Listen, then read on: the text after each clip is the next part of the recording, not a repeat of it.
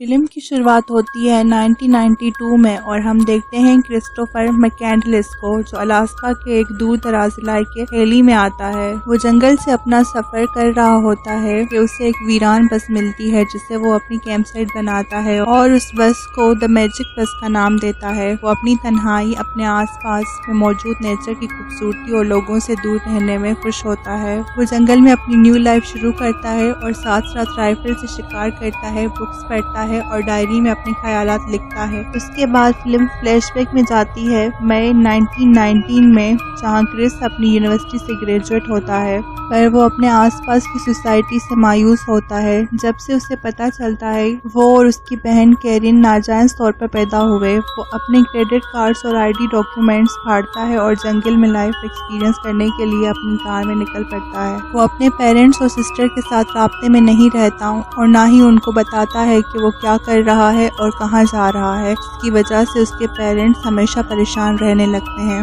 एक जगह पर उसकी कार सैलाब में आ जाती है, जिसकी वजह से उसे अपनी कार छोड़नी पड़ती है। वो अपने बचे हुए पैसों को जला देता है और अपना नाम एलेक्जेंडर सुपर ट्रैम्प रख लेता है। लिफ्ट मांगते हुए वो एक कपल जैन और रैनी से मिलता है और उनके साथ अपना टाइम बिताता है और उनके साथ खुल मिल जाता है। रैनी उसे जैन के साथ अपने बिगड़ते हुए रिलेशनशिप के बारे में बताता है, जिसे क्रिस सॉर्ट आउट कर देता है, जिसके बाद वो दोनों फिर से एक दूसरे के करीब आ जाते हैं। उन दोनों को अलविदा कहकर वो साउथ डकोटा आ जाता है, जहाँ पर वो एक हार्वेस्टिंग कंपनी में काम करता है, पर उसे ये काम छोड़ना पड़ता है जब उस कंपनी का मालिक सैटेलाइट पायरेसी के जुर्म में अरेस्ट हो जाता है। उसके बाद क्रिस कोलोराडो रिवर आ जाता है, जहाँ पर उसे एक पार्क रेंजर बताता है वो अपनी कायाक को लाइसेंस के बगैर पानी में उतार नहीं सकता, पर वो उसकी वार्निंग्स को इग्नोर करता है और रिवर में सफर करता करता मेक्सिको आ जाता है, जहाँ उसकी कायाक मिट्टी की तूफान में खो जाती है और वो पैदल चलकर वापस यूएस से आ जाता है। कार्स में लिफ्ट ना मिलने की वजह से वो अपना सफर माल गाड़ियों से करता है और लॉस एंजलिस आ जाता है। वहाँ पहुँचने के कुछ देर बाद ही वो खुद को मॉडर्न सिविलाइजेशन में अनकंफर्टेबल महसूस करता है और वहां से चला जाता है।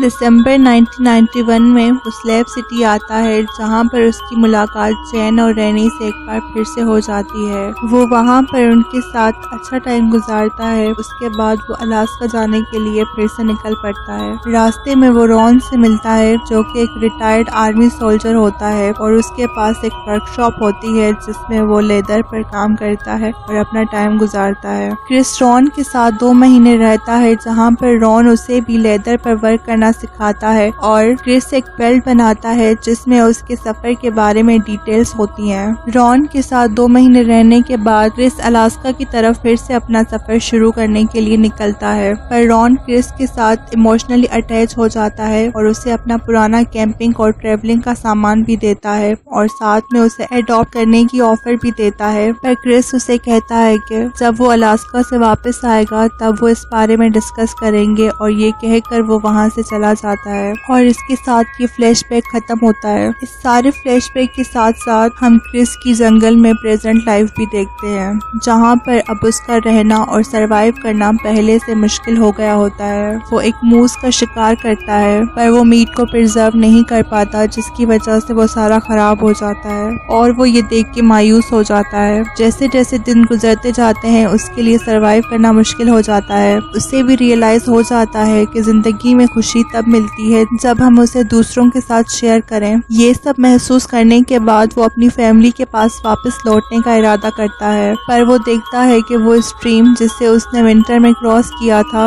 वो अब बर्फ पिघलने की वजह से और बड़ी और गहरी हो गई है, जिसे वो क्रॉस नहीं कर पाता और वो बस की तरफ वापस लौट आता है। एक तरह से वो वहाँ पर एक प्रिजनर बनकर रह जाता है, जिसके हाथ में उसकी खुद की किस्मत नहीं होती और वो बाहर से मदद आने की उम्मीद करके अपना टाइम गुजारने का फैसला करता है। शिकार ना मिलने की सूरत में वो जिंदा रहने के लिए प्लांट्स और रूट्स पर गुजारा करता है। वो एक जैसे दिखने वाले प्लांट्स पर कंफ्यूज हो जाता है और गलती से एक पॉइजनस प्लांट खा जाता है और बीमार हो जाता है और आहिस्ता आहिस्ता कमजोर हो जाता है। अपनी आखिरी घड़ियों में वो अपने स्लीपिंग बैग में आकर लेट जाता है और उस मंजर के बारे में सोचता है कि कैसा होता वो मंजर जब वो किसी तरह तरह अपनी फैमिली के पास पहुंचने में कामयाब हो जाता। वो दुनिया के लिए एक फेयरवेल नोट भी छोड़ता है जिस पर उसने अपना रियल नेम लिखा होता है और उसके बाद उसकी डेथ हो जाती है। उसके बाद हमें पता चलता है कि उसकी डेड बॉडी 2 हफ्तों बाद मूज हंटर्स को मिलती है और कैरिन उसकी एशेस